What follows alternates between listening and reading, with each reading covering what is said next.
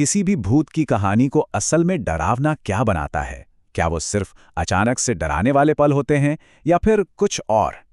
आज हम सिर्फ बछुआ की कहानी सुनने नहीं जा रहे हैं, बल्कि हम ये समझने की कोशिश करेंगे कि ये कहानी कितनी चालाकी से हमारे मन में डर बनाती है और एक ऐसा ट्विस्ट लेकर आती है जिसके बारे में कोई सोच भी नहीं सकता।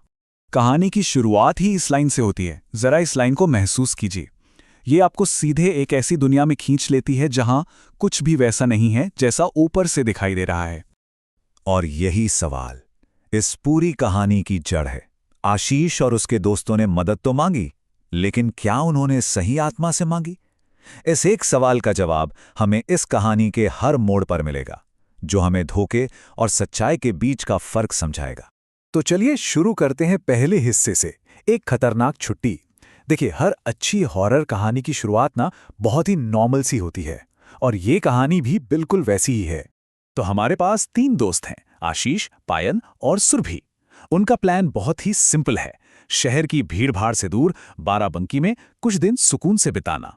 सुनने में कितना आम और सेफ लगता है ना, लेकिन यहीं से कहानी अपना जाल बुनना शुरू कर देती है। अब यहाँ पर आशीष के जो इमोशनल हालत है ना, वो कहानी के लिए बहुत ज़रूरी है। वो अपनी माँ के जाने के गम में है, अपने पिता से भी उसके रिश्ते कुछ ठीक नहीं है। ये दुख और तनाव उसे अंदर से बहुत कमज़ोर बना देते हैं, और यही कमज़ोरी उसे एक चालाक आत्मा के लिए एक आसान निशाना बनाती है। और फिर एंट्री होती है कहानी के एक बहुत ही ज़रूरी सुराग की, एक तावीज़। उसकी माँ की तरफ से सुरक्षा का एक वादा। इस तावीज़ को याद रखिएगा, क्योंकि ये बाद में बहुत अहम रोल निभाने वाला है। एक तरफ सुरक्षा का वादा, और ठीक उसके बाद कहानी हमें देती है खतरे की एक सीधी सीधी चेतावनी। एक तरफ माँ का दिया सुरक्षा कवच, और दूसरी तरफ एक बच्चे की मौत की भयानक खबर। लेखक यहाँ बहुत शुरू में ही हमारे अंदर डर के बीज बो रहा है। अब आते हैं दूसरे हिस्से पर, सड़क पर साया। और यहीं से ये जो नॉर्मल सी लगने वाली यात्रा है, वो एक बुरे सपने में बदलना शुरू होती है। जरा देखिए कि ये सब कैसे एक एक करके होता है। पायल का उसी खतरनाक हाईवे को चुनना, आशीष का थके होने के बावजूद गाड़ी चलाना, और फिर अचानक सड़क के बीचों बीच एक बच्चा। ये वो पहली मुठभेड़ है जो डर को सीधे उनके सामने लाकर खड़ा कर देती है। और यहीं से ना कहानी का साइकोलॉजिकल खेल और भी गहरा हो जाता है। उसके दोस्त उसकी बात पर यकीन नहीं करते, वो इसे मजाक समझकर टाल देते हैं। ये चीज़ आशीष को बिल्कुल अकेला कर देती है। उसे खुद पर ही शक होने लगता है, क्या उसने सच में कुछ देखा था या ये सब उसके दिमाग का खेल था।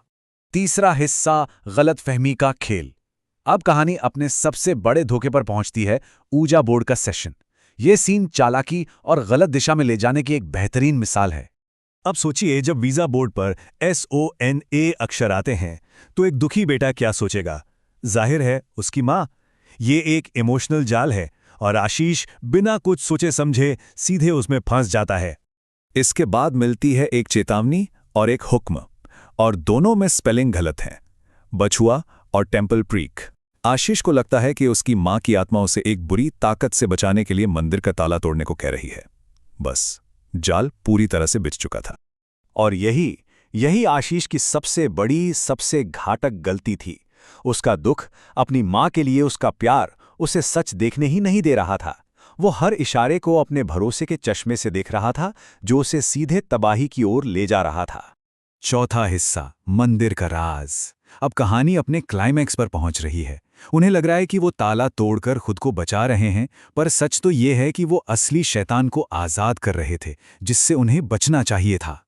ताला टूट गया, ये एक छोटा सा वाक्य है, लेकिन इसका वजन बहुत भारी है। यह उस पल को दिखाता है जिसके बाद वापसी का कोई रास्ता नहीं बचा था। एक भयानक गलती हो चुकी थी, और ताला टूटने का नतीजा फौरन सामने आता है। जिस खतरे को वो दूर करना चाहते थे, वो अब उनके बीच था, पहले से कहीं ज्यादा ताकतवर। और फिर आता है कहानी का सबसे बड़ा ट्विस्ट। बछुआ, जिस भूत से वे इतना डर रहे थे, वो असल में मंदिर का रखवाला था। उन्होंने असली बुराई से बचाने वाले को ही अपने रास्ते से हटा दिया था। पांचवां और आखिरी हिस्सा, बछुआ का सच। इस आखिरी हिस्से में सारे राज खुलते हैं और पूरी भयानक सच्चाई सामने आती है। पहेली का आखिरी टुकड़ा, सिर्फ एक अक्षर M, और सब कुछ बदल जाता है। सोना नहीं, सोनम। मतलब आशीष कभी अपनी माँ से बात कर ही नहीं रहा था। इस एक पल में पूरा धोखा साफ हो जाता है। तो अब तस्वीर बिल्कुल साफ है। बचुआ रक्षक था और सोनम वो थी असली कातिल। जिसे वे अब तक हीरो और विलन समझ रहे थे, उनकी भूमिकाएं असल में पूरी तरह से उल्टी थी। और कहानी का अंत होता है एक जबरदस्त लड़ाई से। आशीष सच्चाई जानने के बाद मंदिर के पवित्र त्रिशूल से सोनम को हराता है और बचुआ अपना काम पूरा होने पर शांति से विदा हो जाता है। तो आखिर में ये कहानी हमें एक बहुत गहरे सवाल के साथ छोड़ जाती है। जब हम उन ताकतों से निपट रहे हों जिन्हें हम समझ नहीं सकते, तो हम कैसे जानें कि कौन हमारी मदद कर रहा है और कौन हमें धोखा दे रहा है?